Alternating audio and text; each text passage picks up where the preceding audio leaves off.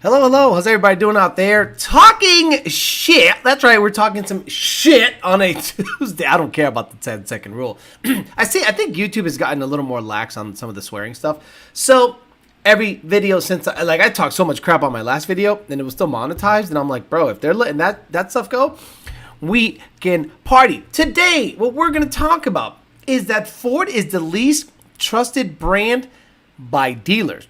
Not the consumer, not the people that are buying the cars. Excuse me. The dealers were actually surveyed, and they said which is the most trusted brand and which is the least trusted brand. Now, I don't know exactly how that works. I don't know if you can just switch up being a dealer. Let's say if you're a Ford dealer, you can't just switch up and be like a Toyota dealer, can you? I don't know how that works, but based on those surveyed, they said Ford is the least trustworthy brand, followed by Lincoln, which is basically Ford, and the most trusted is like the typical Honda, Toyota, and alike. You know, we all know which ones are trusted and not trusted, which is a quality and not quality. We'll talk about that a little bit. We're also going to talk about and theorize what the limits of the 6R80 is. Now that we have had a very clear, concise performance by a fully built 6R80, I'm talking billet input shaft, I'm talking 4R200 hub, I'm talking billet intermediate, I'm talking everything but the rear planetary being billet. The rear planetary is as built from Ford, okay? It's cryo treated, but it's just as built from Ford. So that and the case are the last remaining items to be beefed up and to maybe show that some of that stuff has broken. We have broken pretty much every single part on a 6R80, but now that we have had a wonderful performance by the current, like that transmission in the Grey Goose should be put up in some kind of Hall of Fame somewhere, gold plated, and be like, you are the one, you are the Neo of 6R80s. We'll talk about what we think the limits are, because imagine that performance in a 3,000 pound car and maybe a bigger tire like a 315. We saw what Keith Ray was able to lay down with a 20-something 100-pound car, 315 tire, a 5.4 overhead cam motor on M1, going 6.1 at 250-something.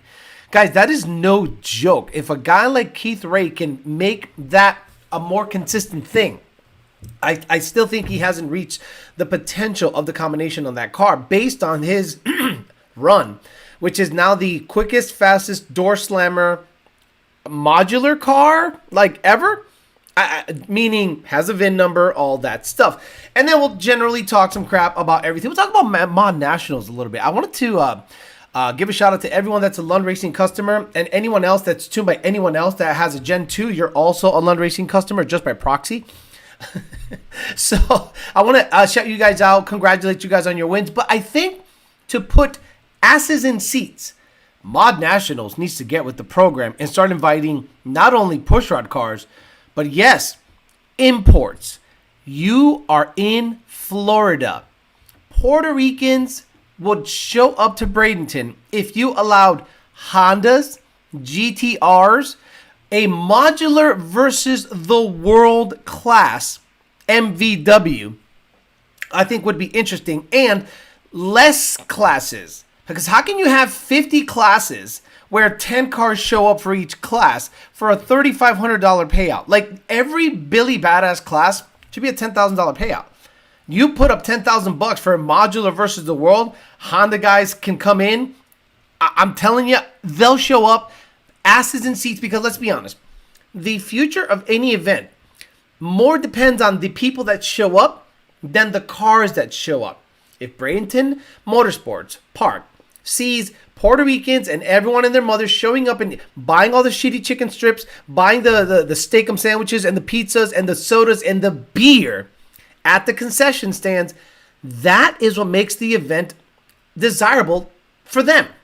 Not necessarily the car count or the type of cars that are showing up. So for the future's sake of that event, you're going to have to reinvent it to put asses in seats, not to appease every asshole with a modular or coyote that wants a participation trophy every year at Mod Nats. We'll talk about it, but not before Mr. Bill O'Reilly says hello to the people out there. Okay. We'll do it live. Okay. We'll do it live. Fuck it. Do it live. I'll write it and we'll do it live. Fucking thing sucks. It does Suck, Mr. Bill O'Reilly. You got it. All right, Two Auto Solutions, Rami Zanan. Two Auto Solution, bro, that guy works on coyotes. Like, I didn't think there's that many coyote cars in Puerto Rico. That guy, like, every other day, there's a tune coming through from Borico. Fully built shit. Badass. Two Auto Solution. RaceMotive.com, RaceMotive on Instagram. I haven't heard from Daniel in forever. I don't know if he's alive. He don't return my text. You good? D&H Performance, D&HPerformance.com, D&H Performance on Instagram, D&H Performance everywhere. Go there for your online parts needs. There's going to have Black Friday sales. They're going to have Christmas sales. They're going to have Mariah Carey Christmas song specials. Mention YDBT at checkout. Maybe you'll get a discount. Partsfrom.com. Got a 24 Mustang in. Check it out. Piece of junk. Crashed. 2 throttle bodies. Double the disappointment. Conformance.com. 7-second stock computer ZR1 with a power glide. Just achieved a 7-second pass. Badass with one of his blowers. Ultimate Head, ultimateheader.com. PMAS. Nick James. PMAS. Calmer Transmission, CalmerTransmission.com, So what I'm going to be doing at the beginning of the year is I'm more than likely going to reset the whole sponsor stuff. And whoever wants to get on board is going to have to pay a brother because, you know, we've done some bartering and things are going to come to an end beginning of the year. So I'm going to just reset the whole thing. And whoever wants to become a sponsor of the show, I'm going to probably hold you guys to the fire and actually, instead of doing like the buddy system, I'm going to probably have to have you guys, you know, pay. And I understand if you guys don't want to pay and be a sponsor, but this motherfucker's got to get himself into a plaid. Do you know what I'm saying? Coyote Fury 2000 MCR, Clip Clop Horse, Clip Clop the Horse, Darren Harper, Deuce City, Back Tacoma, Maki Mock. First people say hello. Jacob Diego, I'm Hung, Leon, Harley Taquache Mode a bunch of times. Bondo Bird missing third right now. Pop onto you, Clip Clop the Horse again. India Lee. We got Maki Mock again. Pop onto you, Joe Jr., Maki Mock, JD Swag. What's up, Mr. Mod? One of one RTR, Smoking, ZX14. Bondo Bird again. Bryson Witt. Gallo Bravo, Josh Troy. I almost had you. Says, oh yeah, Poppy. Johnny Boy, Mini Bag Madman, Glass Troop Coyote, Gregory Ovich, James Williams, Team Whole Shot. What the hell is Team Whole Shot? What a team. Team Whole Shot Racing. Christian Duran, Donkey Mac, one of one RTR, Elva Galarga, 2JZ, Fox Body, Pizza Chiquito, Abdullah Al-Abbasi, Valley, 10th. Hey, happy birthday. I think it was your birthday a couple days ago. Take Speaks, Matt Benoit, Ignacio Ramirez, Modless, Glass Roof Coyote, Second Shift Racing, giving you a half-hearted effort. Second Shift Racing, Garrett, good guy, right? So, if you go to Modnats, right, and he, on his channel, go to his channel right now, Second Shift Racing. So, like, a Cobra on 48 PSI runs like 8-9, and he's like, yeah! Yeah! Oh my God! Like, he can't get his words out. He's so excited. Cobra! Then another Cobra run becomes like the quickest, like the micro record of all micro records, the fastest 4-valve stick shift car. Like blah, blah, blah, blah, blah, blah. Fastest stick shift Cobra! Fastest stick shift Cobra! Cool. So I see him at World Cup. And I go, when we run sixes, I want to see that same energy. You saying, holy shit, 6R80, 6-second Coyote. And this is what happens. Vroom! Woohoo! Oh, 6-second Coyote. Ha ha ha. Yay. Where's the energy when a 88 PSI Cobra that sounds like it has a Holly Cold Star runs, 8.99 with 49,000 PSI. And he's like, and a 6-second 6R80, he's like, woohoo, yay, oh, awesome, yay. Mercury Motorsports, SK Productions, Mustang Life, Jake, Lex Luthor, Jeff Betts, Rad Dad, RPG says, I trust DeLorean. Insane Mustang says, on my way back to San Antonio, just picked up a V7 YSI-B, now I just need a fuel system and a Ben Calmer Shake. Sweet, great goes. Ian Martha bought a fucking 10R80 Mustang. He and Martha went from having a Pokemobile to now having the gayest Mustang ever made. They got Timmy on A 10R80 Mustang. What the fuck is homeboy doing? Gregory Ovich, Mustang Live, Red Dad again. Blackout, Evergalaga, Colton Parker, Robostyle, Craig Walls, and all of you. Oh, Craig Walls? Are you the dude with the Fox body? Guys, this guy has, go on my page, the dude has a 4-eye notch. 460 Noonan Billet Billy Badass 150 millimeter turbo, whatever the fuck. Turbo 400. Dude, this thing was so sick. I'd love to get like a breakdown of that situation. So let's get right to the bullshit. Car dealership guy on Twitter, I highly urge you. Oh, Jesus. Oh, my God, Alex. What are you doing? I highly urge you to follow him. He has a post, and it says, Ford is now the least trusted franchise amongst dealers. I predict major changes for the company in the next 12 to 24 months. Oh, really, car dealership guy? Did you know that water's wet? Did you just now realize that Ford is sucking on that dick? Most trusted brands by dealers. Toyota, number 1. Lexus, which is Toyota, number 2. Subaru, number 3. They got the dikes on lock. Honda, Puerto Ricans, and Porsche. The least trusted, Ford, Nissan, which is 100% the Altima. Every other vehicle is fine. The Altima is what brings this shit down. Lincoln, which is Ford, whatever the fuck, CDJ, what the fuck is this? CDJR, I don't know what the hell that is. Car Dealership Junior, and Infiniti, which is Nissan. Nissan and Ford basically are the least trusted. Toyota, Lexus, Subaru, Honda, Porsche, the most trusted. Now, what is happening? Now, I don't know how the dealership structure works. I don't know if a dealership can one day represent Ford and then the next day represent Chevy, or then the next day sign up to do Toyota stuff. I don't know what kind of agreement they have. I don't know if they have a lease contract. I have no idea how that works. But if your dealers have no confidence in your stuff, then I'm telling you that's gonna be one of those things that it's just a matter of time. If dealers can opt out, not necessarily opt out. Again, I don't know how it works. Oh, Chrysler, Dodge, Jeep, Ram. Thank you, Rad Dad. So that makes sense. The big 3 aren't trusted by dealerships, and the most trusted are Honda, Toyota, Lexus, and Subaru out of all cars. So I'm blown away that people would criticize me, where I am balls deep in Ford's asshole saying, bro, you guys are soft, because I'm not gay. But because they're screwing up so much, and now finally people are, I guess, starting to realize, hey, maybe there's something there in terms of a bigger, let's just say, lack of confidence in Ford. And I think just like in football, if the team is doing bad, you gotta fire the head coach and the staff, which means everyone under the president. Everyone under the president that's leading the charge in anything, making any executive decisions, doing anything, and putting out shit products. I don't care that Farley is out there doing dumb shit and calling out the wrong people. Like literally calling out the out of all people to call out, you don't want to call out the guy that's doing it right. Take that, Elon Musk. Psycho. Absolute psycho behavior. But if he was saying all that stuff, drifting, fixing his wig, and then all the other executives are doing really silly, dumb stuff, but the product being delivered to the dealerships is a good product, I don't think they'd be in this situation. But the problem is when there is a lack of focus in leadership, it bleeds down. Look, if you've ever been a part of a team in any capacity, I highly urge you guys to, if you have kids, you got to teach them structure. And you got to, in my opinion, they got to have a Judeo-Christian background. Sorry, that's just how it is. We're in America. At least to know right from wrong. They got to have that base knowledge. But they also have to understand team structure. And getting them into softball, baseball, football, you name it, it does something more than just gives them something to do after school. It gives you a hierarchical structure where, there's someone that leads, and you either become a follower or a leader, and it bleeds down. So let's say you have a job, you're in a factory or whatever, and management sucks. The president sucks. No one is focused. Well, the employees are going to go, well, if they don't care, why the hell should I care? Why am I busting my butt giving a shit about a product that the brass doesn't give a shit about? It just bleeds down. And I think it's very apparent that Ford lost, or at least the executives have lost focus.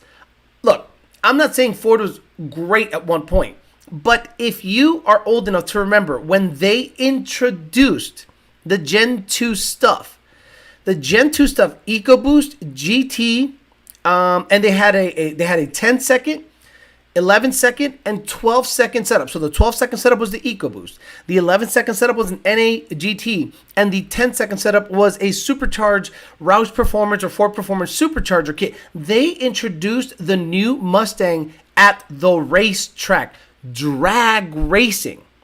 And no car is more popular in their complete lineup. I want to say that the S197 is very popular because it mimics Fox body stuff. Okay, has a retro design, it stands out, it doesn't look like this modern European piece of junk. So the racer has gravitated towards the S197. If you're a Fox body guy right now and you're a racer and you want to get into a modern vehicle, you're not going to look into a Gen 2 Mustang. You want to get into a Coyote car, you're going to get into an S197. It's retro, it's solid rear axle, 3-link, so you might be able to make that work better than going through the IRS woes and listening to people that revalve already existing Vikings and call it a completely different fucking name. You just want to avoid that altogether. So you're starting to see just dissension amongst the ranks, and now it's bleeding down to the dealerships. The dealerships are literally giving you a vote of no confidence. So what do you do, at least symbolically? Imagine you do nothing and you want to instill confidence in your executives, and everybody else thinks your executives are not really putting their best foot forward. You gotta fire somebody. That's how it works in the United States. If something is going bad and you keep doing the same thing over and over and over, isn't that the absolute definition of insanity? Doing the same thing over and over and over, expecting a different result. It's like having a 2020 Shelby GT500 and going to a specific tuner that blows shit up and expecting him not to blow it up this time. That's just not how it works. It is insanity. But apparently, brass at Ford are insane and they're not firing anybody. And a lot of people are going to pay at the end of the day for their lack of leadership skills. You gotta fire somebody. Now let's talk about ModNets. Let's talk about 6R. The 6R80 now, we have now gotten so much data that Junior and Senior have gotten pretty confident, and Jake, his mind was just swirling after World Cup. And you're going to start seeing some either ridiculous times soon from the Grey Goose. I'm saying like ridiculous because we're now that is not a class car. It doesn't fit in any class. So we could stuff a 315 tire in it, mess around with the gear ratio, and really get really consistent on the front half and go out on a really good track day, preferably December, January, February, when it's quote unquote cold, aka 60 to 70 degrees down here, on a cool night, and go out there and front half in the 1.0s consistently, back it up with a low 4-second 1/8 mile, and then ring it out the back, which doesn't mean we just keep adding boost, because if you front half pretty hardcore, you don't have to back half hardcore, even though the Grey Goose back half almost everybody at World Cup. So it'll be interesting to see, based on the current database that we have for the 6R80, how much quicker we can go. I have a sneaking suspicion that car can go 6.59 or 6.60 in its current state, with a gear ratio change, a couple of tune tweaks, and a little bit lighter setup. But I think in its current 3,300 pound race weight, I think that car could probably touch 6.6 pretty easily. It went 6.7 something, so, and it went 2.09. So if we can get everything together, 109, 438th, and a Billy Badass back half over 210, I think that car could touch 6.6 on the current 6R80 transmission. So I am not going to push them to go turbo 400 yet. You know where the turbo 400 should go? In the black bean. Get that 10R80 shit out of there. We have proven that the 10R80 is not a racing class transmission. Not just yet. I don't think it'll ever be that. Finally, ModNets.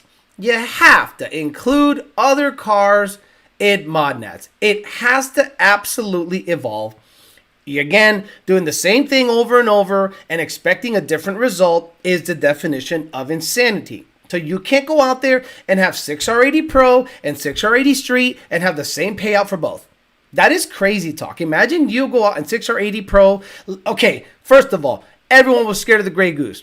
So imagine being so scared of the Grey Goose that you wouldn't show up unless that car wasn't included, because it is the best 6R80 equipped Mustang on the planet. Cool. You're scared? Just say you're fucking scared, right? Don't give excuses. Say it's too far. It's 5 more hours. I said 3 more hours further south than South Georgia Motorsports Park. So if you could show up to SGMP Your ass could show up to Bradenton, stop the cap. Do you know what I am saying? That's what the kids say. So, I think that the organizers at ModNats have to take into account asses in seats first, as opposed to appeasing the assholes on forums. Mustang 6G does not put asses in seats. Anything Coyote and Mustang related does not put asses in seats. Mod Motor Mustangs does not put asses in seats. What puts asses in seats? Puerto Ricans and imports. Include them. LSs. Imagine there is a race in November at Bradenton Motorsports Park that has a $10,000 payout, and you can include all Hondas, all GTRs, all LSs versus modulars. Make it modular versus the world. Look at what World Cup does. Imports versus domestic. They break down every pass, but the people want to show up to see the underdog 4-cylinder back half of V8. People want to see LS versus modular stuff. But if you want to see this guy's tuner versus this guy's tuner in the modular world, nobody's going to care except the tuner and the racer. The casual fan is going to go, why does that guy hate that guy? You know, no one cares. It's about a completely different platform going up against something else. Asses in seats are first. I don't support that side. I didn't go. I didn't even consider going. Why? Why the fuck would I go to that? No offense. Why would I go to that? I know everyone that's going to run. I know everyone's going to run. I don't care. It's not interesting to me. Mustangs versus Mustangs? I mean, what the fuck? Like, why bother? Let's see some parity. Let's see something different. And people at World Cup somehow make it work. So if you want asses in seats, start including other people. Okay, we'll talk about it. Whatever you guys want to talk about, 6R80 stuff, ModNat stuff, Ford sucking and the dealership's not caring, Fox Body guys looking at S197s as their future race car. We'll talk about it all here.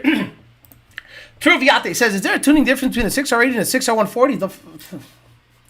Why the fuck do I fucking click on? Why do I click on it? You know, I forget he has a regular job now. Oh, and S197 for the win. I'll be driving these chassis until I die. SI50, S650 have offensively ugly front ends.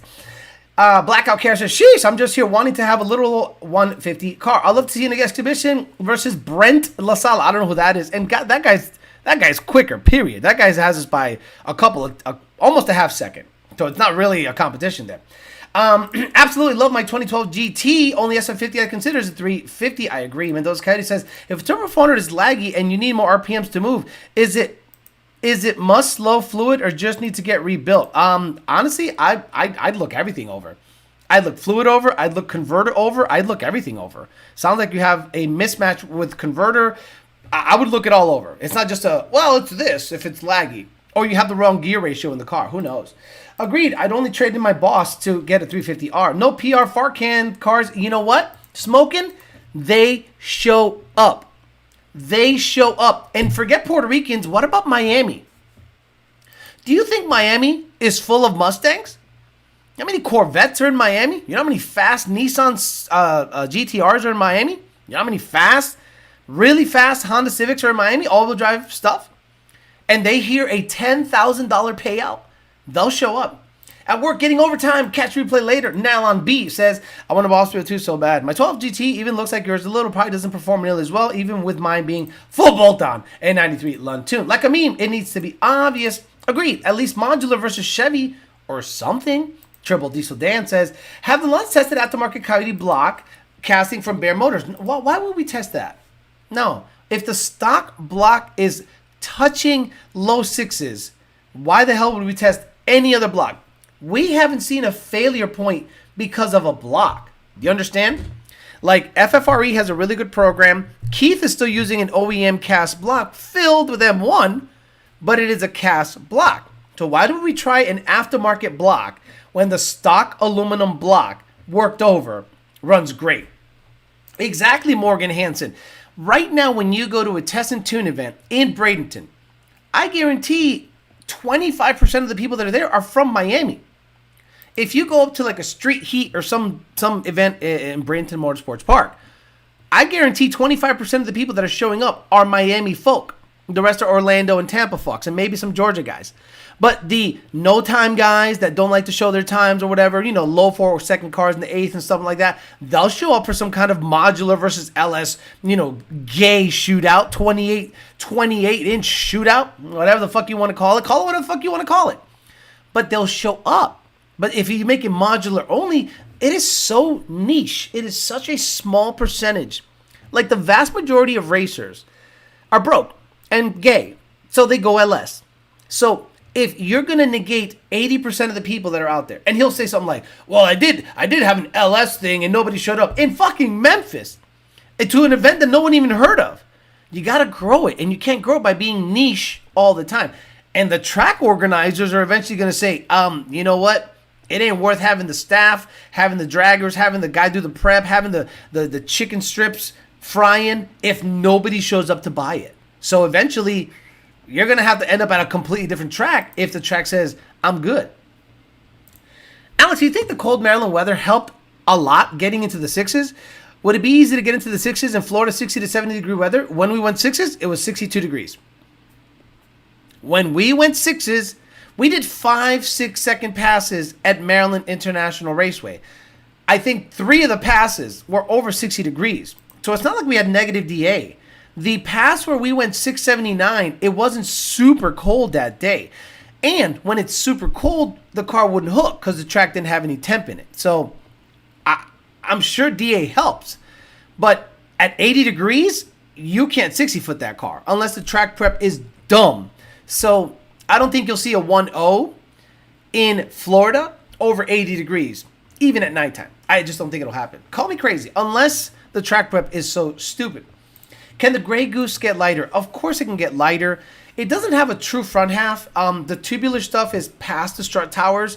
It's not tied into the cage on the backside. And if it is, it's very well made because I couldn't really tell. It still has the factory floors, factory quarters. The roof skin is carbon fiber. It's mostly a stock car. I think it has stock fenders, stock quarters. It doesn't have glass, it has optic armor stuff, and it has the factory floor. So all that can get cut out, tube chassised up, and be really badass. Hoodie 2103 says, I just finished having my Paxton 2200 13T Lund tune yesterday. It runs like a champ. Good to hear it. Now, Gen 1s are funky. You got to understand, the reason we like Gen 2 is because it just seems to idle without you having to do shit. It's the way that the idle control is different. Gen 1's idle control is 100% adjustable by the tuner. So inherently, there's more adjustment, but that just means there's more probability of that sucker idle dipping and doing weird shit. So understand, Gen 1s are finicky. You just have to be a little patient with the tuner. I'm starting to see more and more Coyote S197s on the road. Of course, we'll just cheap and easy performance. I agree. Guys, do you know how many guys we tune that do 3-2-1 setups on their S197? Like right off the rip. I don't know if I, on my list, have any stock bottom end Gen 1s around. They all have a Gen 2 bottom end or a Gen 3 bottom end. Do I dare ask this? Is there a D difference between Maryland and Florida enough to affect performance significantly? Well, yes, especially that time of year. You can get negative DA in Florida for maybe 3 days, and it's usually late January, early February. That would closely mimic Maryland's air in the fall, especially in November. Maryland's air in November potentially could be in the negative 1,000 or negative high hundreds DA all day with overcast skies and having decent track temps. The guy that I tuned at MIR a couple of years ago, the guy that did the track videos for us, he was so good. He came over, airdropped it to Dakota. The videos where John is like flexing and doing crazy shit. He was the one that took those videos. We tuned his car. I tuned his car through Lund. He said, dude, the day you tuned me, it was 42 degrees. Track temp was 50 degrees. But the car had a 79 millimeter pulley running 980s, which is very fast for a Gen 2 TVS car. So that DA helped big time. Tons of air available, dense, and I was able to just pour fuel and spark in it, and the car just responded nicely. Alright, Sting, that's the goal. I don't think we're just going to rip out the 6R80 until we reach a wall. And if the wall is 60s or 50s, that's a pretty damn great wall. Because what we want to do is we want to bury that record. We want to stuff that record so far any tuner's ass. He has to consider spending $200,000 to develop everything possible to make it happen. A lot of people are going to go, well, Motec has 6R80 control. You're not doing it with Motec. Love you. Vaya con Dios. You're not doing it with Motec. Love you. Sorry, Vit. Sorry, Motec, blah, blah, blah, blah. Stock computer is best to control a 6R80. Maybe you can do some weird mix-up where you can do speed density based Gen 3 with a 6R80. Plug and play. That is something that is possible with Motec if they're willing to get funky on firmware stuff, but I don't think that that's even in anyone's wheelhouse at all. You think SI50 can get to a 6.9 quarter with a 6R? Yes. Flash FNBR. Yes. I think what's going to have to happen is this. Somebody's going to have to get a motor that they're willing to put 45 pounds of boost through. They're going to have to listen to us in terms of the transmission layout and suspension layout. The Blue Goose, if we had, let's say, the FFRE motor in the Blue Goose and a similar turbo kit that is big turbos that's fully custom that John Sr. develops, and you shove similar boost through it, all we need is like a 115 60 foot to achieve a 6.9 based on the data that we have. I think we can do it no problem, but why? Why do it if the Grey Goose has it? Couldn't see myself in a Gen 2 or Gen 3 because of the culture. I agree, 100%. I had to go back to Gen 1, 13 Boss. Gandy Bridge, late January, 1500. I like at 5 p.m. You like being slow, Paul says. Jake, you finished up my S197 Gen 3R on Friday. Car is making some steam for being 6 rib. Someone said, Tesla plaid fun. Have a drink. Thank you so much. Appreciate you very much. So I think the 6R development is still, guys, I don't even want to mention what's possible because, Daniel Otway is working with Jake, is working with Junior to see what's possible. Because sometimes these mad scientists think of the craziest shit. And sometimes you just have to give them a hard no if it's not available in the tuning software. But that doesn't mean it's not available someday. The problem is we're one of one. Okay, the Grey Goose is one of one. Nobody in their right mind would spend the kind of money and time Lund has in that car and run a 6R out of all things just to say you can and then somehow able to pull off an event win with that basically a development vehicle. That car is not a race car that we campaigned years on end in many tracks and many different races. That is a car that we R&D. And based on some data that we saw, we said, hey, let's take it to World Cup. The best air available, the best track prep available. That in Texas 2K, because Miller Prep is Miller Prep is Miller Prep. So that car might be at 2K. You never know. How do you like it? I'm 50-50 Gen 3R or an Odin. I would get a Gen 3R over an Odin all day. No Odin car has been 7s. No Odin car has been deep 8s. Most Gen 3 Rs, rear feed, have been in the 4s, in the 8th, and in the 7s in the quarter. John the Gaptist says, what power upgrades besides a Lund tune do you suggest for a 21 GT500 stuck on 93 pump and it's 100 horsepower gain possible? So, John the Gaptist, to be honest with you, the most common stuff that a lot of 21 GT500 guys do, 20 and up GT500 guys do, is E85, a pulley, and headers. And you're probably close to 850 rural horsepower or so. If you have a good pulley, intercooler bricks, you have to upgrade the cooling system because with more boost, more heat, but you're literally ID 1050X's, headers, free flow and exhaust, of course, and an E85 tune away from making serious power. I love my Gen 2, but I sold it last week for a 2013 BMW M3. It's the only V8 M3, so the culture isn't as gay. I can argue that they're all gay. Jacob Brandenberry says, now that the Demon 170s are being delivered, curious to see how they perform at the track and not just the Glory Pass, and I wonder how long before the parts farm gets one for parts. Now, I saw Ripa Tuned on Instagram. If you're following any Dodge content, it's going to be full-blown performance, and again, I don't know if they're good or bad. I just know that their cars run pretty good on the West Coast.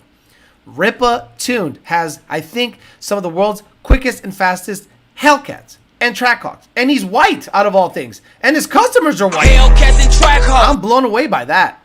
And he said that he received, or a customer of his received, a brand new Demon 170. So now that we are in that perfect zone of weather, and they're in the Northeast, they can probably hit up a rental with a bone stock 170 and see if that son of a bitch runs eights. Imagine a bone stock 170 Demon go out there and lay down an 8-second pass. Motherfuck anything Ford made. Oh, they're still making the Mustang. I don't care. None of them went 9s off the rip. None of them went 8s off the rip. Stop talking Cobra Jet. That is a Watson-built car. That is not a Ford car. So if Dodge Demon 170 goes out there and rips off an 890 stock, forever and ever, Dodge will have won the horsepower wars in all generations. Fuck anything anyone else says. Honestly, the fact that the Goose went back-to-back 6s on the 6R is insane. Coming from someone who's been involved in pushing a stock DSM Autotrans to the limits, that's so impressive. And you know, the crazy thing is that we still get like weird hate. It's so odd what the kind of feedback we're getting on that stuff. Obviously, it's impressive, and I appreciate that. But there's a lot of people out there that literally like poo-poo that stuff. And I'm kind of blown away by that, but whatever. How careful do you need to be with the break-in on disclaimer on a claimer? Wait. How careful do you need to be with the break-in on the claimer? He meant Calamer. Stage 1 trans. Obviously no hard shifting, but do I really need to keep it on 3,500 for 1,000 miles? Whatever he says, do. Because if there's an issue with it, you'd at least follow his instructions. Anybody know if the 2020 D500 front brake calipers will fit in the regular GT with the 20s? I have knuckle spindles from a... Fucking Yvonne. Bondaber says, gotta run peasants. Hey, see you later, brother. Missed third for me, okay? My London 21 GT500 made 787 wheel with a 295 pulley and my cold air on 93. Leon Phelps, I think you're E85 away from making another 70 horsepower easily. T1 Auto Care says, Gen 3R on it, 125mm okay for a stock motor? Yes. Eventually going to build the motor for, or is the G3X enough for 1,000 plus horsepower? Both. Both will make 1,000 horsepower. I think the G3X will make it with a 95mm pulley. The Gen 3R will make it with a 69mm and a 10% and cams probably. But the Gen 3R is going to hit way harder down low by far. But the G3X, you can make 1,000 horsepower also. Best thing about the 11 to 14 Mustang is that it appeals to older people with a style, not young people who are attracted to BMWs and Hondas. I don't care about that. I think BMW is a good-looking car. Some Hondas are good-looking cars. Culture, culture, culture. It's about the racing culture, if there is any. The racing culture for S197s is totally different than the racing culture for S550s. Just the parts alone. Like look at the parts companies that are represented under someone's S550 post. Just look. It's usually gimmicky bullshit most of the time. And then when you look at a guy that has a Billy Badass S197, he's thinking like Menser and like Santoff and like Billy Badass stuff. Like in general. Team Z, this and this and that. So I think there's a big disparity with the racing culture for both platforms. I don't think there's a lot of people that race an S197 and look at an S550 as desirable. You're either an S197 guy or an S550 and up guy. I was both, but my preference to race, by far, it's an S197. He's actually a good friend of mine, for real, for real. I want to go 8, says Second Shift Racing. You need a 500 shot on that Cobra. Mr. Prime says, will my 1910 already be safer than ESSG2? Yes. That's not even a problem. You can be good up until about 800 rear wheel horsepower with a 10R80. The problem comes when you want to go past that, which is usually like a 9695 car. Once you start going quicker than 9695, you're probably going to need clutches sooner than later. Once you put clutches in, meaning once a transmission has been out, you do some work to it and put it right back in, you're into it at least $5,000. Then you're going to have to get it tuned because once you put clutches in it, we have to adjust some things. And then you're going to start noticing that, oh, it could take this power, so I'm going to pulley down. Then you pulley down even further, and you start blowing up 110R80 every year. So now you're the fastest Gen 3 guys have a turbo 400. Right now, David Van Voris has a 8.0 second stock motor Gen 3 turbo 400. If you want to go racing and set it and forget it, get a turbo 400. Spec one out with them. Whatever. They have the recipe. They could say this converter, this trans, this cross member, this drive shaft. Get it from them. I think it's Coyote Direct. Get it from them. Or JPC. Who cares? So if you're going to go 10R80 racing, then you're going to have to factor in $5,000 a year minimum if you race more than 6 times a year to replace the 10R80 every year. And it is the most inconsistent shifting transmission on the planet at a certain power level. Again, the command on the shift is a suggestion. It's like, hey, can you shift to 8200? Here you go. And it goes, 85.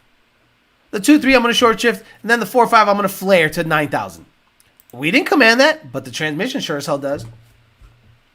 I like drag racing my S197 and daily driving road racing my 350R. Best of both worlds. You're not wrong there. Depends on the racing. Correct. You're a psycho if you road race an S197. If you road race, you should get an IRS car.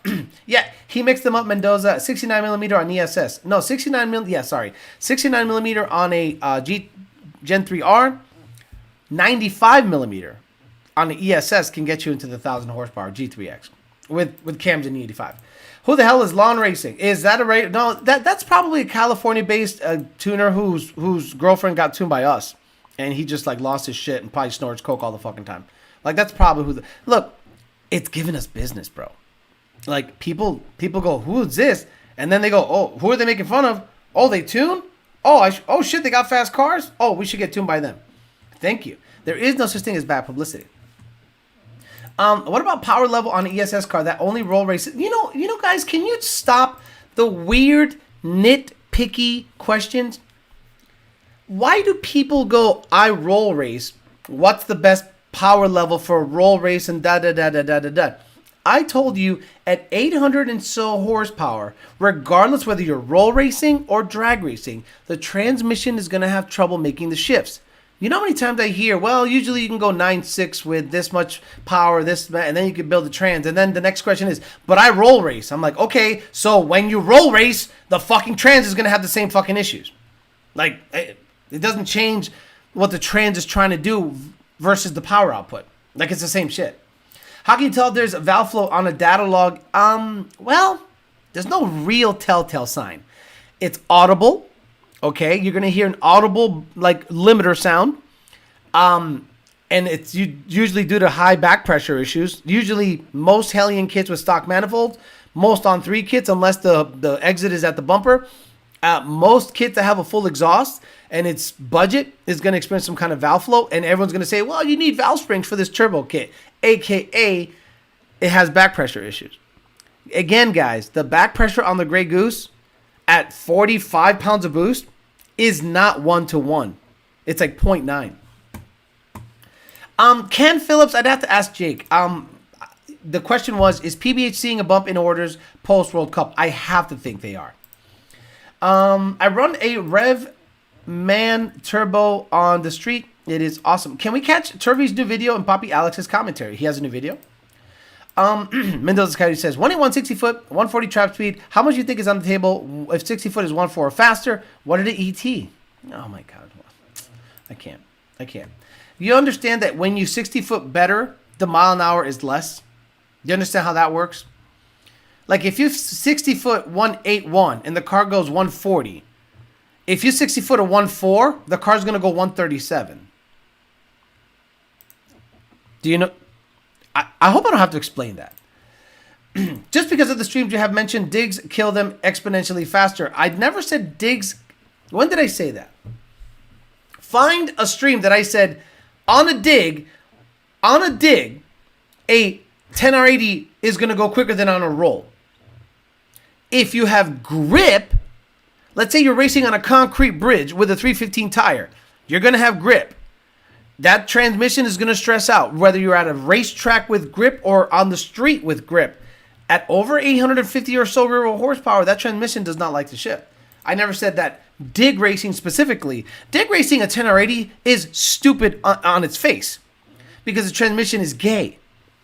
So if you're planning to dig race a 10R80, I'm just saying, like, I love people that say the following. I want to get into no prep racing with my 10R80.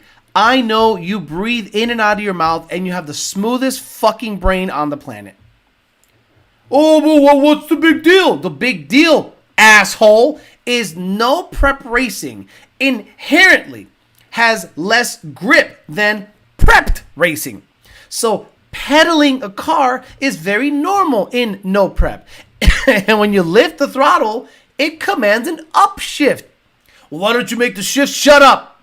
We're not going to make the shift schedule a no prep shift schedule, okay? Because that's going to just introduce even more problems. So if you want to do no prep racing, asshole, get yourself a Turbo 400. You can pedal that motherfucker and hoss the gas all the way down the quarter mile or eighth mile or wherever the fuck you want to race. Stop no prep racing Ford OEM transmissions. You know why the 6R80 won without much issue? It never spun. And when it spun, the run was over. If it spun and then he had to get back in it, the converter would be pissed. Every time we have smoked a 6R80 transmission, understand this. We have smoked like 10.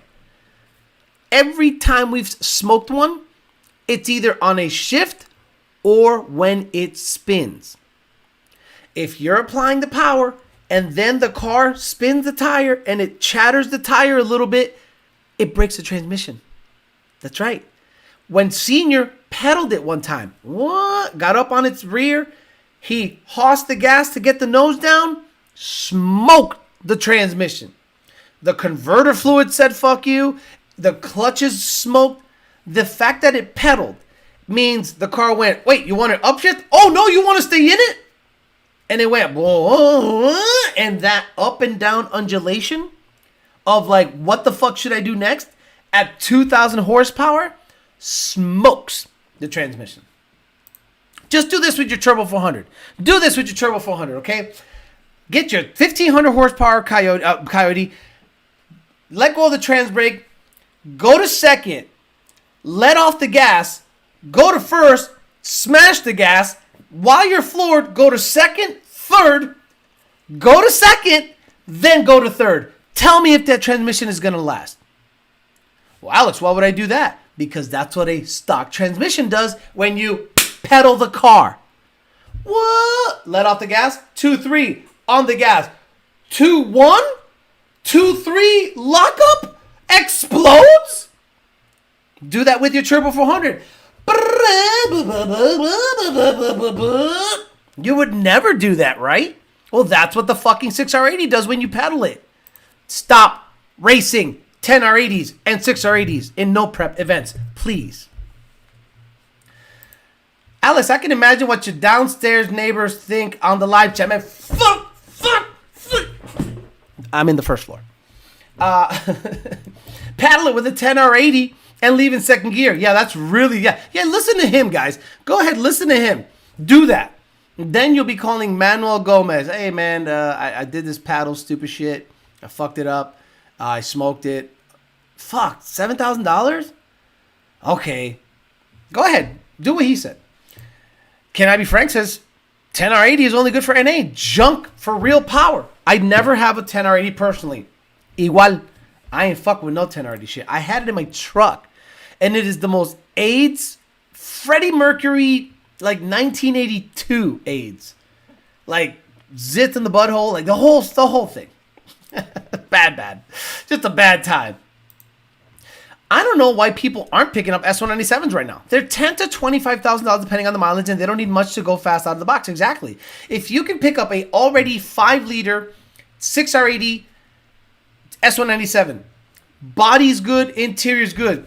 3, 2, 1, power by the hour 6R80, even an on-3 twin turbo kit or a TVS, and a fuel system, 9s or 8s tonight. No, they just play this stupid clout chasing game. A 10R80 rebuild is like 5K. Do 3 10R80 rebuilds in one season, 15K. Or 10K for a Turbo 400 and not worry about it messing up like the 10R80. You'd have more success no prep racing a 4R70 than a 6R80 or 10R80. LOL, 10R kids get gooder at manual shifting. How in depth is the trans built on the Black Bean? It's a full effort, max effort Black Bean midnight trans. But at 1,300 horsepower or whatever it's making, it's going to have issues. First time catching it live all the way from Korea. I believe I made a video about your downstairs neighbors. I'm in the first floor, but it's funny to think about. Anyway, I like my 10R80 for a daily and up to 800. Pretty fast. Went low 5, 60 to 130 with the 10R. Measly 730 horsepower tuned by Lund. Of course, premium weight car, very light. Yes, look, I think the 10R80 on the street, even drag racing at a very well-prepped track, under 800 horsepower is awesome. Is awesome. Anything past that is just trash. Alex's apartment complex has a rooster fighting ring upstairs. Absolutely. My homie broke a 10R80 off trans brake. My homie A broke. Oh my god. My homie A broke his 10R80 off trans brake stock. That's the other thing. Why the hell are people using a trans brake on a stock car? Why are you bumping in? I can't. PBH was able to make a 4R200, 5R200, etc. for a 10R80. No idea if it's possible. No. For lack of a better word, you're still dealing with the inherent issue of the 10R80. Is the clutch pack is small.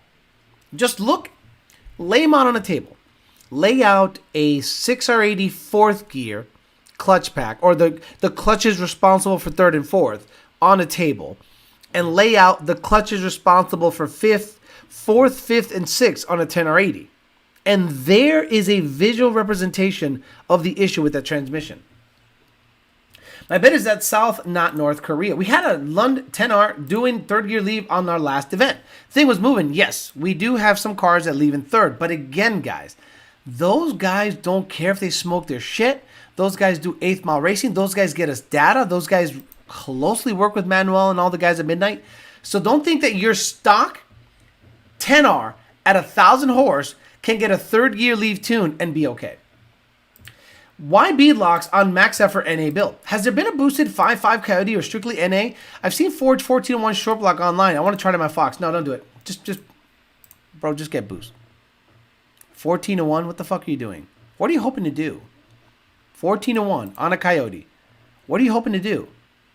Run M5? All of a sudden, your 14,000, your 14-1 compression, $25,000 build explodes when you could have had a Whipple on it and run the similar number? Come on, stop. Alex, do you think the 4R200 hub swaps are going to be popular now? Look, a lot of people are weirdly stuck in this 6-speed world. And look, I am blown away that the racer that has an S550 specifically doesn't understand rear gear ratio. Okay, so guys, let's see. The racers already know this. If you have a 6R80 car with 3.15 gear ratio and 800 horsepower, and then you're going to want to put in a turbo 400 transmission, what rear gear ratio is most commonly installed in conjunction with a turbo 400 trans go? Because there is a massive disconnect between that thought process and the 4R200 hub. If you're considering a turbo 400 transmission and you had a factory 3.15 gear in the back, what is the most common at about 800 horse gear ratio that you should consider putting in the back? 373, right? Like, it is common knowledge and common sense to say turbo 400, 373s, right? Everyone, turbo 400, 373s, everybody. But when it comes to the 4R200 hub, it's like people's brains just ooze out of their ear holes and end up in the fucking sewer. And they go, I don't get it. I installed the 4R200 and it went slower. Pendejo, did you install 373s? Oh, nobody told me I had to do that. Well, do I have to tell you got to wipe your ass after you shit?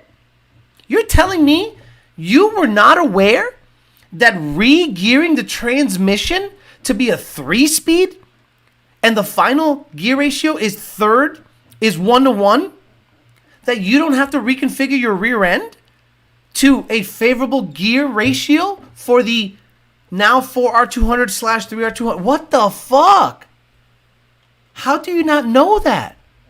How do you race cars and not have anyone in your camp knowing that very basic 101 thought process? Why do Turbo 400 guys or guys that install Turbo 400s in an S550 automatically put a 373 in it, but 4R200 hub guys go, wait, what? I got to change the rear gear too? That's what Jake was dealing with. Imagine you're Jake and you make 100 4R200 hubs. And you go, here you go. Then the customer calls, he goes, hey, I don't get it. It went slower. My 60-foot's slower. My 1/8 mile is slower. And my 1/4 mile is slower. You said that it'll go quicker with a 4R200 hub. And then Jake has to then ask them probably an embarrassing question. Did you change the rear gear ratio on the car? And then the customer goes, you didn't tell me I had to do that. I would have quit. There's a reason Jake stopped making the 4R200.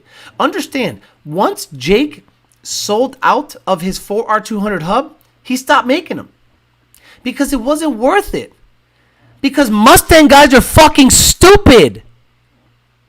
But then, someone like me comes along, puts the time and money and effort, puts it in my car, and explains it to them like a child. Then they go, oh, whoa, now it makes sense. My Fairmont had 373s. A 3R version of the 4R, meaning we just didn't have overdrive in it. And that sucker was going through the traps at 7,000 RPMs. It cut a 128 60 foot. It went 5.5 in the 1/8, and it went 8.5 in the 1/4 at 153 at 850 rear-wheel horsepower and weighing 3,500 pounds. And people go, oh, how come Alex is going fast? Alex has 373s. Unreal that they don't know that basic knowledge. And it's usually the rich guy or the guy that has money and no basic 101 racing knowledge. And again, I contend that most of the modern racers, S550 and up, didn't go through the growing pains of Fox body shit. You know how many articles I read? You know how many muscle Mustangs and fast forward shit I read and combinations and Big Daddy Dwayne and all the really fast, freehold New Jersey cars, holy shit, their combos. And there was a lawyer that had a Z trim in his shit, and it was a Renegade car. And I was just, I was reading everything about everyone, and I got my base knowledge out of that. And now in the modern car game, people are blown away that they got to replace the rear end on a car when you completely regear the transmission. I'm like, bro, you gotta go back to school. I'm sorry. I'm not going to sit here and fucking spoon feed you. I mean, I am because I get paid to do it. But my God. As phones get smarter, society gets dumber. Idiocracy was a prophecy. It was actually, you're right. 488s will go faster, Alex. Jesus. That first gear is going to be, the first gear, whatever. Jay Tucker's in the house. 4R200 is the modern C4. Some countries don't wipe and they think it's fine. You do have to tell people. Is the Gen 3 MT82 even good enough for a daily? Oh my God. Oh my God. Oh my God. If you were to build a modern day Mustang from Gen 1 to Gen 3 Coyote for dominating the street right now, what would you build? Dominating the street? Concha 04? Are we talking dig or roll?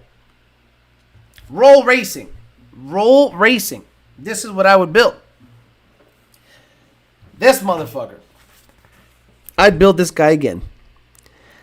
4R200, Gen 3R, 69 upper, 5% lower. I'd put 373s in it. I'd get it lighter. built bottom end, making about 1,000, because 1,300, you know, what the fuck? You're not going to make 1,300 hook. And if you do, it's on this real stupid progressive boost control that it only comes in at 6,800 RPMs, and that's when you spin. So I think 1,000 horsepower S550 is perfect. Dig racing? Not an S197. I'm getting a Fox. I'm sorry. I'm not stupid. If I'm dig racing, I am getting a Fox. I'm not building an S197 or an S550 to dig race on the street. That's just dumb. Muscle Mustang and Fast Forwards is the old G's of Mustang racing. English Town Fox body days were the best. Motherfuckers got a library of info in their pockets and still got to be spoon-fed. Heavy duty, says Nitrogen Bias Plies. Biggest issue with the 4R200 is that it's essential to put a JLT intake trust, says Jay Tucker. Didn't you already, even though that's not the real Jay Tucker, it's by Chris. Didn't he sell an S&B? Ford should have kept 273 as a standard gear, forcing 100% of Mustangs back in the day that made people understand gearing. Nat Jew, boy, you hit the nail on the head. And this is the even funnier thing about 6R80, 4R200 guys. You and I both know that there are a weird psycho cult of idiot fucks that think that you have to have all 6 gears to have a legitimate record on a 6R80. You know, because you hit all 6 gears going down the track, right? Right? You hit all 6 gears going on the track, right?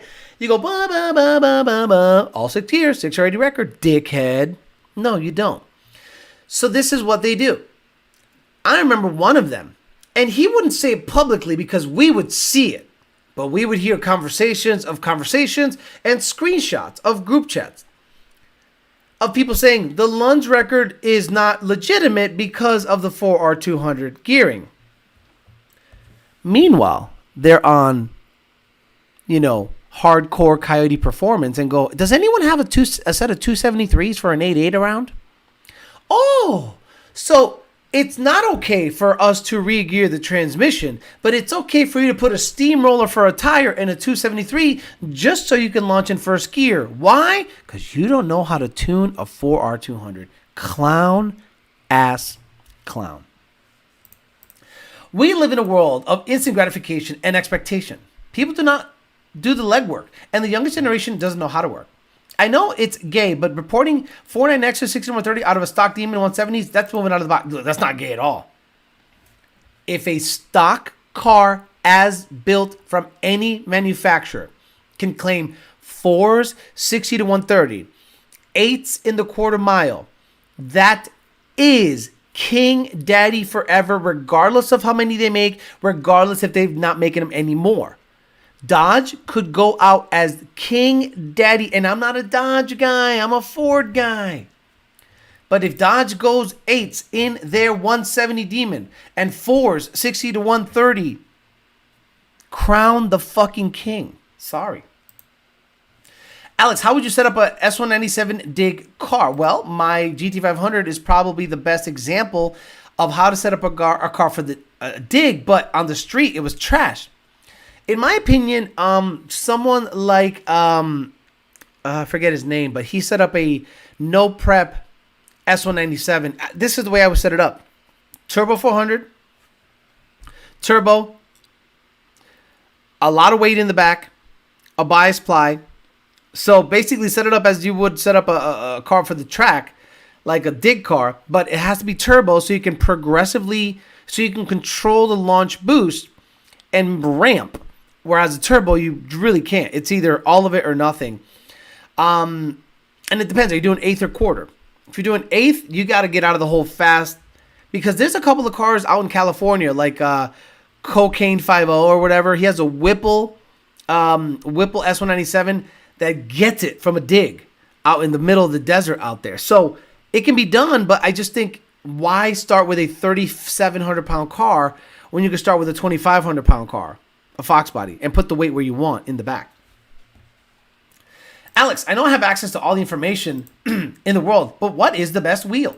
Name a single person with an overdrive 4-speed that hit all 4 gears to make a record. Exactly. How much wheel horsepower is necessary to go 4s, 60 to 130 in a 3,200-pound Turbo 400 S197? About 1,000. Or high 900s. I would say high 900s to 1,000. Can I be frank? There's 273s would barely touch third at the stripe. Right. So I had an 8650 piece of junk. I mean, my first car was an 8650. 273s in the T5. My buddy Freddie had 308s in his car. So 308s were more desirable. So he would beat me by at least 2 cars every time we dig raced. And I think I'd be just going into third gear at the end of our marked street. So after doing all of the reading on the planet, guys, I did a ton of reading. Did I get a set of GT40 heads? No. Did I get a B cam and convert it over to mass air? No. Did I get a Holley intake? No. I got M&H's and 355s with Lakewood traction bars. That's right. I worked on the freaking 60-foot first. And I would beat my friend by 2 or 3 cars. He's like, what'd you do? I said, I got sticky tires, traction bars. Remember the old slapper bars? I got those, M&H Race Masters, and 355s, and a new diff. And I beat the shit out of him. Then the next week, he got 355s or 373s and sticky tire, and he beat me. And then I would go, and it would just be a back and forth until I finally found a notch. I put 4.3 gears in it, 430s, with a 2810 515. He couldn't fucking touch me in an eighth, not on the street. And people were like, how is that car taking off so badass? I'm like, I worked on the front half. I didn't have enough money to go into the motor and work on the back half. And then what did I do to work on the back half? I got a fucking nitrous kit. And I did a 150 shot on his ass. And that car was like an 11.2 car. Back in 1998. So, you know, what are you going to do? The funny thing is all those engine mods would have made it more miserable with the 273s anyway. I guarantee the S650 isn't the last V8 Mustang. 750 horsepower for the S197 to hit 4s if it's set up properly, says Can I Be Frank. He would know. He does more racing down in Miami than I do. You think if you lower the boost, you can run a 9-second pass on the street on the GT500? No. Or do some testing? I remember you did some street stuff with the red card. No. I'm not even interested in doing that. Alex, you still have the notch? I do still have the notch. That car is going to go 9s stick. Okay, this is the plan next year. I have like a phase plan, okay? GT500 must run 8s stick. That's first and foremost. Then the notch needs to run 10s NA. Then 9s stick with nitrous. So 10s NA stick, 9s with nitrous, the notch. Then you're going to hate me for this, but this is what I want to do. I'm going to stick an auto in it. Like a C4. Like a old school, period correct C4 build. Why a C4? It's light. It fits. It's easy to fuck with. And I want to see how much of a difference it is going from stick to auto.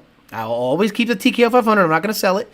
And I want to see how quickly I want to see if that car, boy, if that car goes 9s, stick, nitrous.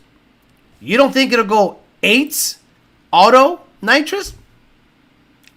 I got to do some work, but I don't think that much work. We'll see.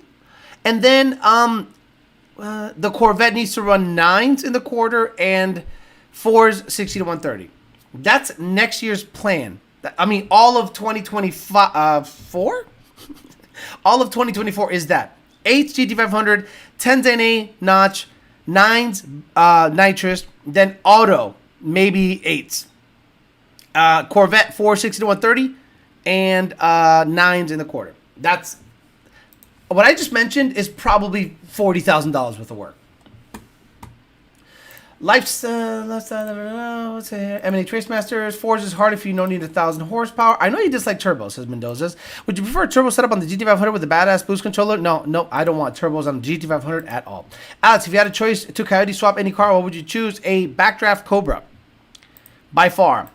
I've already had a coyote swap Fox. It was cool, but not that cool. It would be I still have that dream in the back of my head, having a backdraft Cobra. I put 70 pounds in my trunk and dead hook trick. I heard Mopar is going dual overhead cam. We'll see, says Konami Frank. What's up, Alex? Gonna catch up on the live later. Just got up on my lunch break. The notch for sale. Everything's for sale, but I want to do some stuff to it before I get rid of it because it doesn't owe me nothing. Most of the cars I have are paid off except the Corvette and the Escalade. Everything else is, I got the title, so it's all good. The Fairmont is going to get some love soon. I'll update you guys soon on that. I have to, I'm talking to a chassis guy. Finally got a hold of a chassis guy, and he's legit. He hit me up, asked me for photos, called me on the phone. It's going to work up a quote. And I'm like, whoa, okay. And guess where he is? Up in the Northeast, where motherfuckers work. I love it. I'm probably late to the topic, but Alex, what are your thoughts on the Build It Yourself V10 engine? Now, if you guys are not aware of this, there is a group of guys that built a V10 out of a Cobra-based situation. V10, dual overhead Ford, dual overhead cam, head cam. I love what they're doing. I think it's cool. So a Ford 4-valve V8. I don't know if it's 4-valve, so it's I don't know how they did that, to be honest, but follow their build, guys. These guys built a V10 4-valve. So is this out of a Navigator, and then they had to do everything custom, right? Unless they got a Triton V10 block 5.4, somehow got the cylinder heads, like I don't even know how they did it, I'll be honest with you, but this is how it sounds running. So headphone users, beware.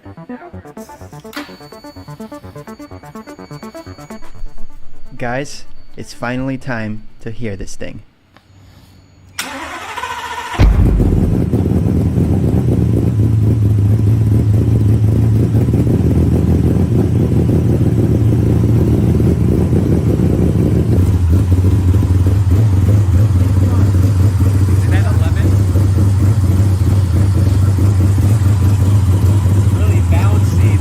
That's okay. When it's choppy, when the cam's choppy, AFR is not flat. AFR bounces between 14.4 and like 15.0, so you're good.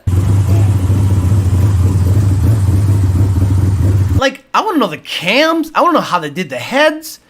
Like, it's got to be a V10 van motor, right? Like a Triton V10, and they somehow worked the heads over. It's crazy. Guys, this is a marvel of engineering. Maybe you guys don't think it's a big deal. This, to me, is like elite engineering.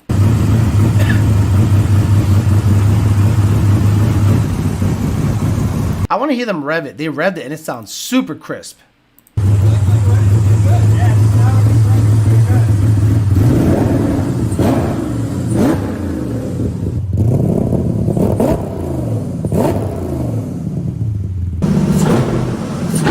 Oh, twin throttle bodies. Dude, drive-by-wire, too. Guys, these guys are legit. So their channel is called Build It Yourself. They only have 15,100 subscribers. Let's do our thing. Let's subscribe, guys. Guys, I know I do this every once in a while, but this is a Ford-centric channel. These guys deserve love. Build It Yourself channel on YouTube. Let's see if by the end of the show, we have about 20 minutes, we can get this up to 15,300. So we need 200 of you. Hell, y'all don't even like my shit, but I'm asking you guys to like and subscribe to Build It Yourself channel. Give them some love.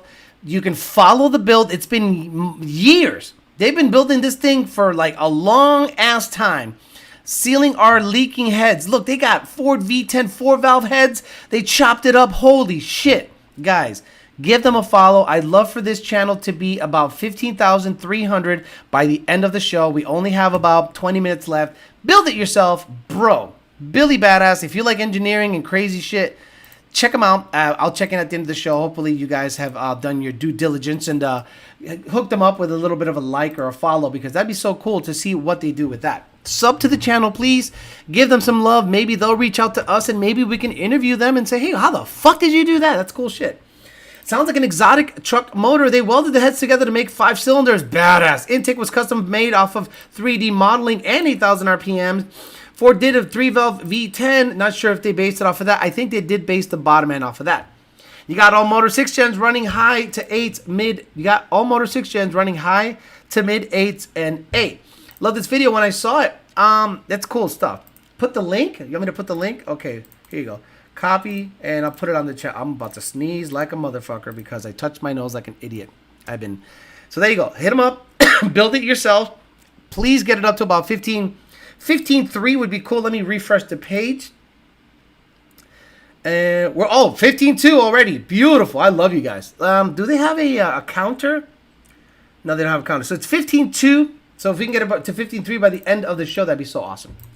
Have you seen the V12 LS motor by Racecast Engineering? It's not a Coyote, but pretty interesting engineering. Nope, I'd have to look into that. Let's see that sun count grow out of nowhere for them. Just sub. The best channels always have barely any subs. I agree. Because not only is this super niche, I love that word. I'm like in love with that word lately. But these guys this is engineering level stuff. This isn't junk. And like my channel is a shit talking channel that only has 66,000 subs. But rest assured, you'll see this thing has influence. By the way, LMP of MD, you're gonna love this. They mentioned the peasant chat on the live stream, and I about fucking died. Check it out. Told me he was gonna. So listen up. This is the live stream. And the guy goes, well, representing the Peasant Chat YouTube channel. Be doing this year. My man, Alec Bledsoe, the 2020 Chevrolet Camaro here on the right side of the racetrack, the 28-year-old. You said Alex Bledsoe. Alex Bledsoe, Mr. Late Model Performance. It's Alec, but whatever. The right side. Of course, the Peasant Chat YouTube channel. Oh, yes. Oh, my God. It's so worth it. And Circle D Converters.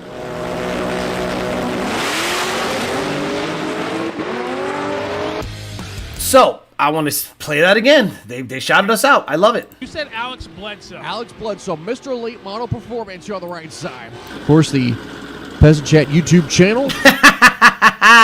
Yes, totally worth the $3,000 just for that little mention because we were represented on his thing, and I think he set some other records. So stay on. Next tomorrow, they're gonna release a video where they I think set another record on that car because I was there for the rental. I don't want to tell you what they ran, but I think they reset their own record. Sub for that sound exactly. Are there any other channels you would recommend? I'm a psycho when it comes to like channels to view. None of them are car centric. When I listen to channels, I listen to chiropractic adjustments, and I don't listen to many other channels.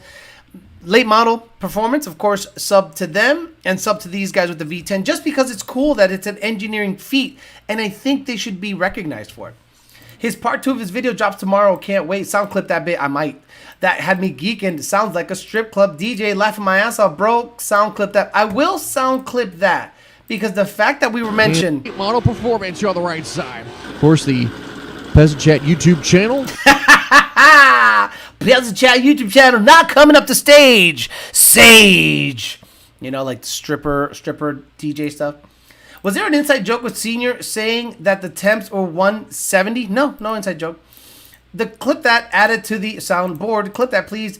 Don Pure Evil did 844 NA stroke to 341. Alejandro Bledsoe. Yeah, add to soundboard.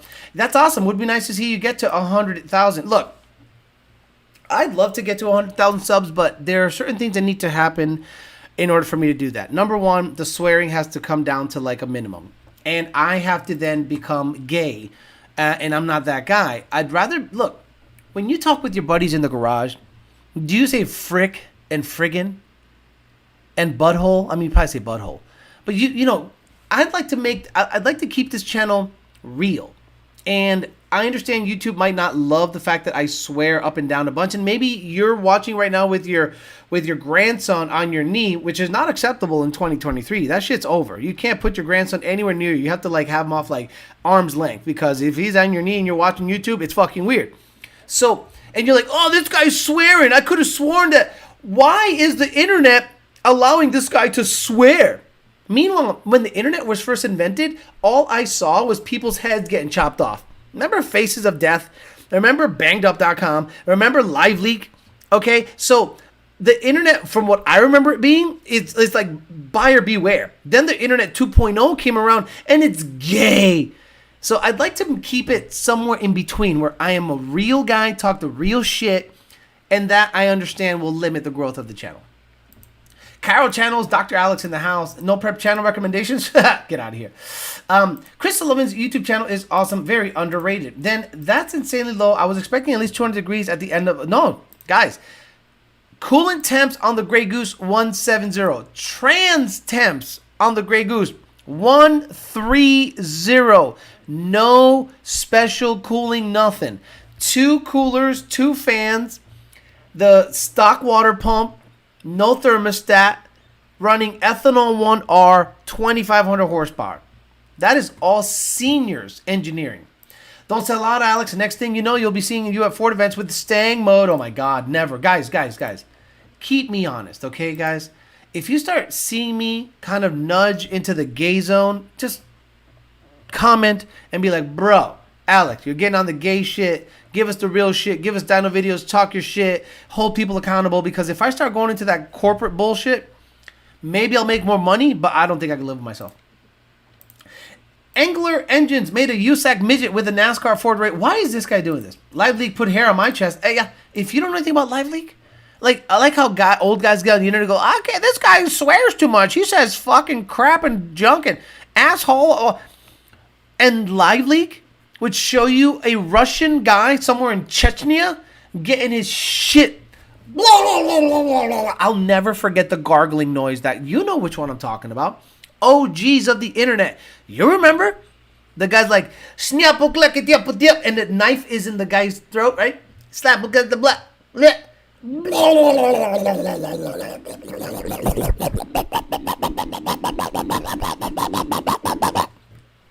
Bro, to this day, I can hear that guy gargle through the knife. Alex, when you get the Viper? Alex gonna jump the shark once he gets on that TRT. Can we get the resonator deleter just once? Please, guys, deleter can come anytime. We have an MBRP resonator deleter. That's your guy. Like, you have a chance to edit that out. I have the MBRP resonator deleter. We have an MBRP resonator deleter. I mean, I fuck up. But it's an hour and a half long show that I just don't stop talking on. Your 12-minute video, and you say resonator deleter. Now, that's the Mexican Funky Town. I would love to see a full review on the Grey Goose build. That will happen, Caleb. I'm going to go up to Lund Racing in a week or two and sit down with Senior and go through the whole thing. Get it up on the lift. Show me the turbo kit. Show me the trans. It is dry sump. Show me the oil pump. Show me the fuel pump. Show me the trans coolers. It'll be like a 30-minute video. Yeah, Ian Martha, that video is not good. Gore Grish, I saw a guy cut his dick off with a Ziz wheel, the dull knife head saw. Says guy flexing calves on dyno. See, I'm not flexing. They're just that badass. Laugh my ass off wrist video. Yeah, those guys are sadists. No, I remember the Axe videos from the cartels. Those were crazy, seeing how many swings it took to take an arm or leg off. Funky Town scared me for life. Haven't watched Gore ever since. Never. Okay, Funky Town? What am I missing with Funky Town? Okay, I'll Google it quick. Funky Town video. Gore? The Funky Town Killers? No. Funky Town Gore? Wait, what do you mean Funky Town? What, am I missing something about Funky Town? Interesting. Even his girl booty can't wait for that video scarred. What the fuck, man? I was so close to forgetting those graggles. Guys laying on the grass getting his neck sawed off. Exactly. 2 girls, 1 cup. Even his girl bolted. What's he talking about? Alec, who made the intercooler on the Grey Goose? The intercooler, if I'm not mistaken, was ordered, but the welding was done by an in-house guy that Senior contracted that doesn't do car stuff. He does like aluminum, like bleach, like bleachers. He does aluminum bleachers, but his welding is so good. And Senior would say, I want that pipe here. I want that turbo here. I want that there. I want this there. Senior literally led the complete effort. The guy welded and manufactured, and now the guy is like really good now at probably laying things out in such a way because he knows what Senior wants. So if this guy is contracted by Senior to do future builds, we are in great hands, because one of the hardest things to find on the planet is a good fabricator. Not only a good fabricator, but a fabricator that's willing to work. By the way, still not up to 15.3, guys. Go to Build It Yourself. Again, Build It Yourself, go to 15.3. We got 15.2. So go to Build It Yourself on the YouTube channel and subscribe, and hopefully we can get it to 15.3. But right now it's 15.2. 200 is not much to ask. 2 kids, 1 sandbox, and just like that, Alex is on another watch list. Exactly. Please don't. It's pretty bad, Theo. Don't, Alex. No, I'm not going to do it live. Are you psycho? But what is it? Any of you guys remember the BME Pain Olympics was a staple of turbo Mustangs back in the day? You ever see one of the cartel letting Pitbull rip a guy's nuts off? No. No. Has nothing to do with kids. Right. I know what's happening. Should have gotten behind bars, race cars, intercooler. He probably has the best. Should have gotten behind the bars, race cars, intercooler. He's probably the best in the business. Jamie, we never saw IATs over 110. So, sorry. At 2,500 horse. Air to water. Our intercooler is interchangeable. Outlet and inlet have matched, right? That's a good one. I don't know that much about it, to be honest with you, because it is it's air to water. I just remember the other girl with the funnel clapping and giggling after. I know a guy who made T-tops for both. What did we happen? What are we doing? I made a decent fabricator. Aluminum is my favorite. I'm a decent fabricator, says RoboStyle. Aluminum is my favorite. I know a guy who made T-tops for boats and made the nicest teardrop fender exit I have ever seen. Right. Guys that are not even in the industry of car hot rodding manufacturing. Like, there's some hidden talent out there. Some guy welding like steps and just has a brake and has the same weld. But then you say, hey, I need you to weld this here. And he does a killer job. And you're like, can you do this here? Can you do this here? V-band, boom, boom, boom. Oh my God. The best turbo kit ever made. Okay, thank you, Pito Chiquito. Funky Town is basically a dude getting skinned with Funky Town playing in the background. They kept the dude alive, so he suffers through it. I might have to see that. Got to be a Treadstone or Garrett core. Yeah, let me ask. I'll ask Senior quick. Let me see if he answers. Senior. Who made your intercooler? Who made the Grey Goose intercooler? Question mark. Let's see what he says. Senior's usually in bed by now. He has his old fashioned and he just chills the fuck out. Watches what does he watch? That that Freedom Network. He doesn't watch Fox or anything. He's like, Freedom, the OAN, Freedom, Free, Truth, Social. I love him. I love it. Why do guys meat ride Roush? Okay. No cut corners. NCC, according to Senior. No cut corners. Justin Bloomer made the intercooler. Again, no cut corners. Justin Bloomer. Let's look him up. No cut corners. Fabrication. Look at that. Guys, we're giving shout outs to people that wouldn't even look at this. Bam! Right here. Chat wants to know. Look at that. So right here, no cut corners, fabrication, did the intercoolers. Let's fucking buy this now. Let's see. What the fuck? How much we looking? You got a price? Huh? Can I pet that dog? Oh, $2,000. Okay, look, whoa, there you go. Holy shit, they got it all. God damn, this stuff is like intricate.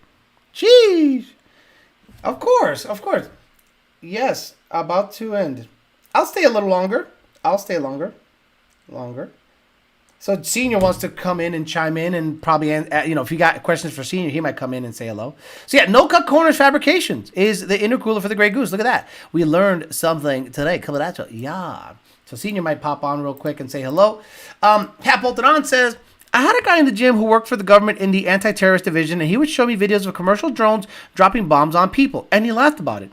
I did too. Wow, that's crazy. Alavera Tuning deleted his shit. Turvey showed off his welds in the last video. He gonna get killed in his car. He did? Oh, let's go, Turvey. Turuviate. Until Senior pops on, because Senior says he's gonna pop on. 9 days ago, he's got sunglasses. Yo! Oh, fuck, Turvy! You're looking like a man now. He let his hair grow out? Look at him. He looks like a hipster. What happened to old Turvy? Fuck. How's it going, everyone? Good. I know it's been quite a while since Yeah. I made a video. Your hair grew out, son. I must admit, I like it. Than that weird jail haircut you had. And I got something hopefully y'all might enjoy 25 minutes? Ugh. today. It's a lot longer than usual, but it's got some good stuff in it. It does? Hopefully we'll answer most, if not all, y'all's questions. And I hope y'all enjoy. What happened? He went from looking like a thug to like a normal ass person. What? That's weird. I'm. What is this? I'm gonna have my battery right here. And then the whole car's fuse box, like 2 or 3 right next to it right here. What? So I have that wired to the whole car. What's that fucking snake on your pinky? What is that? Can I zoom in on that? Is that a snake on your pinky, dude? Are you in the Hell's Angels? Like 2 or 3 right next to it right here. So I have that wired to the whole car. And then Oh, look at this! What the fuck is this, son? in the end, it's black. So that way the black gauges will blend in with it. And I did end up getting Okay. trans. You know what, Truviate? Good for you. He does have a snake, but I ain't gonna fuck with him. He looks dangerous. So this has shown me, Truviate, that you got a job. I'm actually genuinely happy for you. You know what I'm gonna do? I'm gonna save this for Thursday. I'm gonna review this whole fucking video Thursday. But my God, he's got a snake fucking ring, and the nails are good though. Turuviate, your nails are on point, bro. I love you. Good for you. You got yourself a job. Got yourself out of the fucking gutter. I'm not gonna make fun of you, but that video is gonna get a complete review on Thursday. Like the whole fucking thing. Shit, son, gotta love it. Is Senior here? Did Senior show? Yeah, he is here. John says, came in late. Sorry. Exactly, guys. If you got questions for Senior, he's here. Say hello. Someone said, look out, John Lund, Turvy coming in hot. He goes, trans is good. 9-inch ring gear screams for mercy. So, yeah, so we're going to change up the gear ratio on the car, according to John. We're probably going to change the tire size. And we're going to do some other stuff that I don't want to mention because I want to see. I think based on the math, it might work as long as the transmission and clutches hold up. Yeah, John Lund, Turvy, don't worry about Turvy. Turvy is a character that he's a fan. He's a follower, a subscriber, and he's building a death trap. He's just documenting his future casket, and we're just going to review it Thursday. I want to see that whole video Thursday. Not only has his hair changed, his nails are on point, he's got a snake freaking ring, and he's got brand new Phantom autometer gauges. Bro, the guy is actually spending a little bit of money, but we're going to review that video on Thursday, beginning to end, because we love Turvy here. Autometer sells 2 different temp gauges every year. Hey, look, it's Turvy Speed 717.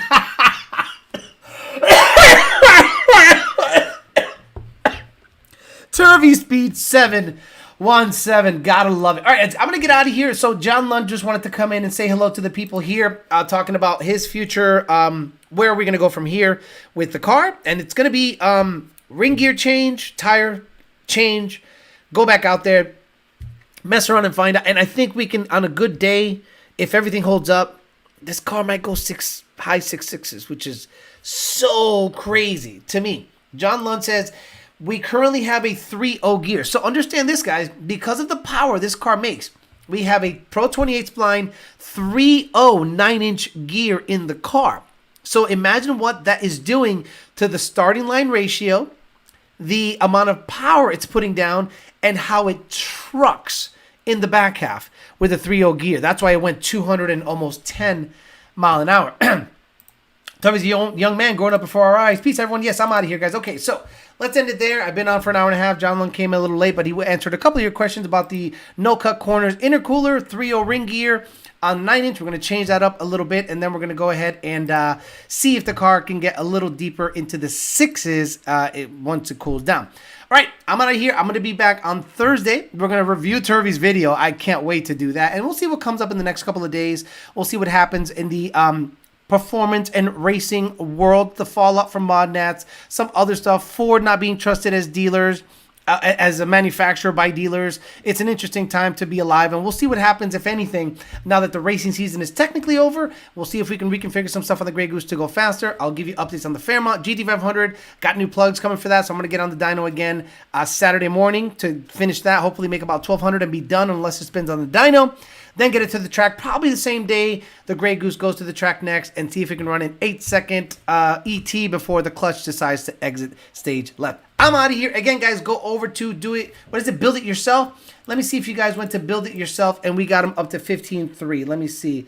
Build It Yourself. Let me see. Did you get 15.3 out of it?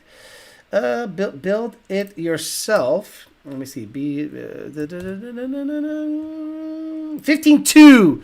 Okay, we'll see if we can get them up to 15.3. Hopefully, we got about another 100 subscribers so they can wake up in the morning and go, what the fuck just happened? All right, guys, I'm out of here. I'll see you guys Thursday. The rest of you I'll see tomorrow on the dating channel at 8 p.m. Eastern Standard Time on that dating channel. But you'll see me on this channel next time, Thursday at 8 o'clock. Have a good rest of your Tuesday. I'll see you guys on Thursday or Wednesday if you're on the dating channel. See you guys later. Talk to you later.